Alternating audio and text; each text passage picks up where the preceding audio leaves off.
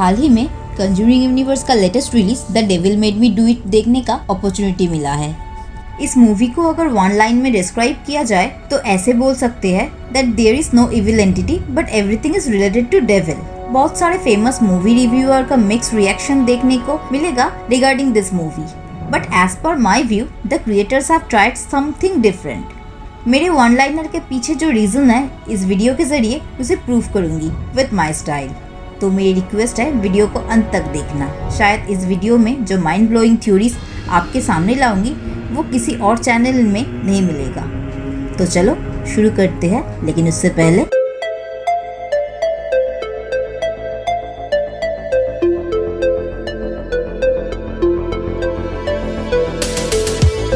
Movie के theory में जाने से पहले मूवी के सीन बाय सीन थोड़ा डिस्क्राइब करूंगी, अदरवाइज आप थ्योरी के साथ मूवी को लिंक नहीं कर पाओगे।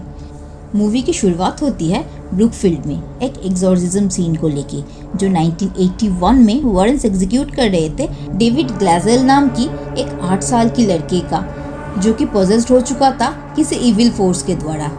प्री एक्सॉर्सिज्म प्रोसेस की वजह से डेविड ऑलरेडी थक चुका था। पूरा एक्सॉर्सिज्म प्रोसेस को कंप्लीट करने के लिए प्रीस्ट के आने की ज़रूरत थी and also David need to take rest. Exorcism के टाइम घर पे मौजूद थे वॉरेंस, डेविड के पेरेंट्स, उसके एल्डर सिस्टर डेबी एंड उसके बॉयफ्रेंड आर्ने। आर्ने के साथ डेविड का बहुत ही क्लोजनेस था। प्रीस्ट के आने के बाद ही डेविड का डेमोनिक आउटब्रेक शुरू हो जाता है। डेविड का हालत इतना बुरा हो गया था कि उसे एक्सॉर्सिज्म करने के लिए चर्च में ले जाने का भी मौका नहीं मिला and they need to do exorcism at home. Holy chanting के दौरान डेविड को कंट्रोल करना मुश्किल हो गया था और इसी दौरान डेविड एड के ऊपर हमला भी कर देता है। डेविड को छूने से लॉरेन को कुछ विचक्राफ्टिंग का विजन आने लगता है, जो इससे पहले उसने कभी भी नहीं देखी थी। डेविड को ऐसे हालत में देख के आर्नी उस इविल एंटिटी को उसके खुद के शरीर में आने का न्योता देते हैं and that evil soul then release David and entered Arne's body. और इधर से ही असली कहानी शुरू होती है। डेविड के एक्सॉर्सिज्म के टाइम अटैक की वजह से एड के हार्ट में स्टेन बैठता है और वो कुछ दिनों के लिए कोमा में चले जाते हैं। इधर आर्ने को डेमोनिक विजन आना शुरू हो जाता है। विजन में ऑलवेज आर्ने को एक औरत दिखाई देती है। आर्ने रहता था रेंट पे। उस घर के ओनर थे ब्रूनो, जो एक डॉग केनल का ओनर भी थे।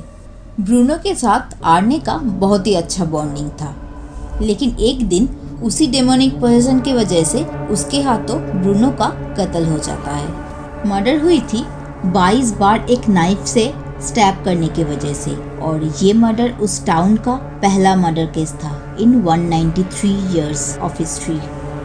इस केस में वॉरेंस आर्ने का हेल्प करने के लिए आते हैं और आर्ने के लॉयर के साथ बात करते हैं। Actually Warrens want to prove that Arne ये खून किया था डेविल के द्वारा प्रोसेस्ड होके, बट लॉयर को कोर्ट में ये प्रूव करने के लिए डेविल का एग्जिस्टेंस या डेमोनिक पोजीशन को भी प्रूव करना था, बिकॉज एवरी एविडेंस आर्ने को मर्डर प्रूव करने के लिए काफ़ी था और इसके चलते वॉरेंस को केस की तह तक जाने की ज़रूरत थी। इस बार कहानी रिवाइंड होती है 5 महीने पहले, जब गैजल फैमिली ब्रुकफील्ड में रहने के लिए आए थे। डेविड के घर में एक वाटर बेड था जहां उसे पहली बार डेमोनिक एक्सपीरियंस हुआ था।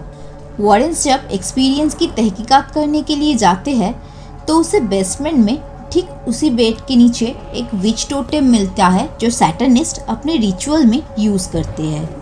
डेविड को कर्स्ड करने के लिए उसके बेड के नीचे कोई ये टोटेम इंटेंशनली रख दिए थे ताकि इविल सोर्स आसानी से उसके ऊपर काबू पा सके। हालांकि this type of Satanic ritual से पहले कभी भी वॉरेंस का पाला नहीं पड़ा था and that's why they have been told to meet retired father Kastner, जो कि एक जमाने में एक मशहूर ऑकलिस्ट थे। फादर कैसनर के पास वॉरेंस जाते हैं और बातों बातों में उनको बहुत कुछ जानने को मिलता है। एक 8 साल के बच्चे के ऊपर आखिर क्यों कोई सैटनिज्म करने की कोशिश करेगा, ये सवाल पूछने से फादर उसे अपनी बेसमेंट में एक रूम पे ले जाते हैं जहां सैटनिक रिचुअल्स के किताब और चीजें भरे पड़े थे। कैसनर अपने लाइफ के 9 साल इस सैटनिक रिचुअल और उसे करने वाले एक cult disciple of the rum के ऊपर स्टडी किए हैं। इनका पूरा रिचुअल्स डिपेंडेंट था मेनली ह्यूमन सैक्रिफाइस के ऊपर, जो की गई थी to get the ultimate powers. ये रिचुअल इतना डार्क होता है कि उस ग्रुप के एक लीड प्रोसिक्यूटर के प्रेग्नेंट वाइफ की डिलीवरी हुई थी 6 वीक्स अर्लियर, और सबसे डरावनी बात थी उस बच्चे की हार्ट था उसके बॉडी के बाहर। सिर्फ यही नहीं, उसके बाद उस औरत ने खुदकुशी कर लिया था। खैर, इसके बाद व्यूअर्स देख पाते हैं एक ऑकल्टिस्ट को जो कुछ सैटनिक रिचुअल्स कर रहे थे आर्ने की पिक्स को लेके, और इसी ऑकल्टिस्ट का विजन आर्ने को पहले भी आया था। और इधर जेल में आर्ने के ऊपर डेमोनिक अटैक भी होता है। इधर वॉरेन फैमिली को इन्फॉर्मेशन मिलता है कि डेनवर के पुलिस डिपार्टमेंट एक अद्भुत केस के सिलसिले में उनकी सलाह लेना चाह रहे थे। केस थी केटी लिंकन की मर्डर एंड जेसिका स्ट्रॉन्ग की 4 महीने से मिसिंग को लेके। एक्चुअली केटी और जेसिका दोनों बेस्ट फ्रेंड थे। केटी के बॉडी को किसी अनजान मर्डरर ने 22 बार स्टैब किया था, और जेसिका के घर सर्च करने के दौरान पुलिस को सेम विच टोटेम मिलता है जैसे डेविड के घर से भी मिला था। ये सिमिलरिटी देखने के बाद पुलिस डिपार्टमेंट वॉरेन्स को बुलाया था for help to find Jessica and Katie's murderer. Warrens deal करता है इस केस फाइल को उन्हें देना पड़ेगा which can help them in Arne's case, और बदले में जेसिका को ढूंढने में लॉरेन पुलिस की हेल्प करेगी। पुलिस डिपार्टमेंट मर्डर वाले प्लेस में वॉरेन्स को लेके जाते हैं, जहां लॉरेन को अपनी पावर की वजह से विजन आना स्टार्ट होता है।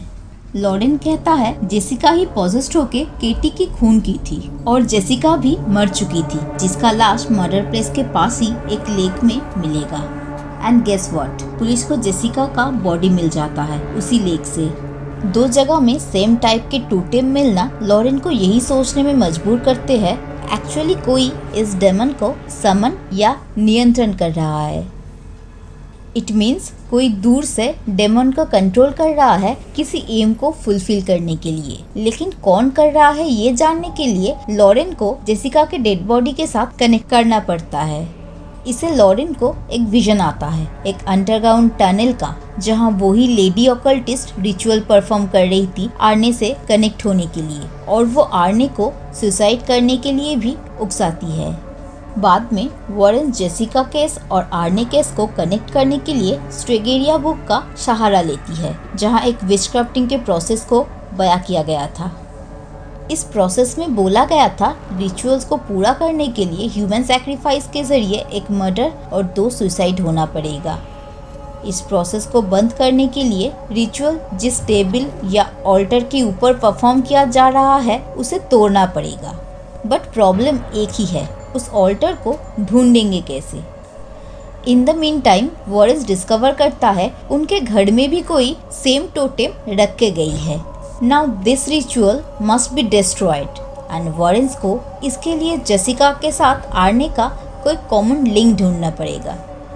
लॉरेन के विजन में जो अंडरग्राउंड टनल दिखाई दे रहा था वो फादर कैसनर के घर से होके निकलता है। In the meantime Lorraine already father के साथ स्ट्रेगेरिया बुक के बारे में बात करने के लिए निकल गए थे।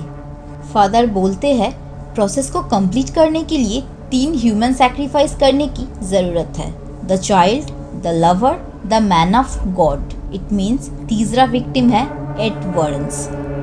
फादर के साथ बात करके लॉरेन को ये भी पता चलता है कि जो ऑकल्टिस्ट ये रिचुअल को परफॉर्म कर रही थी वो और कोई नहीं फादर की बेटी है, जो कि इस सैटनिज्म के ज़रिए पावरफुल होने की कोशिश कर रही थी। उसकी ऑल्टर मतलब रिचुअल करने की टेबल अंडरग्राउंड टनल में ही है, और जिसको तोड़ने के बाद ही इस प्रोसेस को रोका जा सकता है। फादर लॉरेन को उस टनल में भेज देते हैं to destroy the altar, but उस ऑकल्टिस्ट मतलब उनकी बेटी के हाथों ही फादर मारे जाते हैं। In the meantime Ed भी उस टनल में पहुंच जाते हैं। इसके बाद उस ऑकल्टिस्ट अपने ऑकल्ट पावर के जरिए लॉरेन एंड एड का डॉपलगैंगलर का भी विजन देता है, लेकिन लास्ट में एड उस ऑल्टर को तोड़ने में सक्सेसफुल हो जाते हैं। रिचुअल्स पूरा करने में नाकामयाब होने के कारण ऑकल्टिस्ट का डेविल के हाथों मौत हो जाता है। लास्ट में दिखाई जाती है आर्ने को डेथ पेनल्टी की जगह 5 साल इम्प्रिजनमेंट होता है, और मूवी इधर ही ख़त्म हो जाती है। अब आते हैं थ्योरीज में, जो मेरे वन लाइनर को सपोर्ट करता है। मूवी में कोई भी कॉमन इविल एंटिटी का जिक्र नहीं है जिसका इस कॉन्ज्यूरिंग यूनिवर्स से डायरेक्ट लिंक है, because this movie is based on Satanism, जो यूज होता है इविल पावर को समन दे के ह्यूमन सैक्रिफाइस करवाने के लिए to get the ultimate powers. ये कॉन्सेप्ट बहुत ही वास्ट है एंड सीक्रेटली यूज किया जाता है। इस प्रोसेस में ऑकल्टिस्ट के साथ विक्टिम का कोई भी डायरेक्ट लिंक नहीं रहता।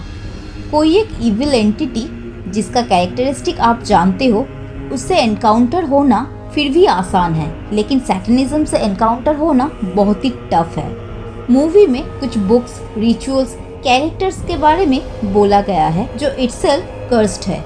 गौर से देखिएगा, जो 2 मर्डर मूवी में दिखाई गई है उसमें 22 बार स्टैब किया गया था। 22 नंबर का एक मीनिंग है। ओल्ड टेस्टामेंट के पैराग्राफ नंबर 22.22.35 में पहली बार सैटन की जिक्र किया गया है और इसी के चलते सैटनिज्म में 22 नंबर सैटन का इंट्रोड्यूसिंग नंबर के हिसाब से दिखाई जाती है। आपको स्ट्रेगरिया बुक के बारे में पता है? विचक्राफ्टिंग का सबसे कर्स्ड कोई बुक के बारे में अगर कहा जाए तो इसका नाम सबसे पहले आता है। सैटनिज्म के बहुत सारे प्रोसेस है, लेकिन इस किताब में सबसे डेडलीस्ट प्रोसेस के बारे में बोला गया है। अब आते हैं सबसे खतरनाक पॉइंट में। मूवी में जो ऑकल्ट प्रोसेस के बारे में बोला गया है वो बेसिकली इल्यूमिनाटी से जुड़ी हुई है। इल्यूमिनाटी एक सीक्रेट सोसाइटी है जो सैटनिज्म को सपोर्ट करता है और ह्यूमन सैक्रिफाइस के जरिए रिचुअल परफॉर्म करता है। मूवी में बहुत सारे जगह में इसका साइन भी दिखाई गई है। So now I can say कि पूरा movie is related to devil है। अब आते हैं कॉन्ज्यूरिंग यूनिवर्स के साथ लिंकिंग में। मूवी में एक जगह पैरॉन फैमिली का जिक्र किया गया है जो फूल भेजी थी वॉरेंस को। पैरॉन फैमिली है द कॉन्ज्यूरिंग मूवी के वो फैमिली जिसका बैथसेबा एंटिटी से पीछा छुड़वाई थी वॉरेंस ने। और एक जगह father Kastner disciple of the ram के बारे में भी बोले थे जिनके ऊपर वो स्टडी किए थे। अब एनाबेल मूवी में जेनिस या एनाबेल हिगिंस अपने फॉस्टर पेरेंट्स के घर से बचपन में भाग गई थी और इसी कल से जुड़ी हुई थी। मूवी में बहुत सारे जगह आपको लूपहोल्स मिल जाएंगे जो शायद ये डिनोट कर रहा है कॉन्ज्यूरिंग यूनिवर्स का एक नया पहलू शुरू होने वाला है। तो आज के लिए बस इतना ही। वीडियो कैसा लगा कमेंट करके ज़रूर बताना। फिर मिलते हैं बहुत ही जल्द और कोई दूसरे इंटरेस्टिंग वीडियो के लिए। तो तब तक के लिए take care and good bye.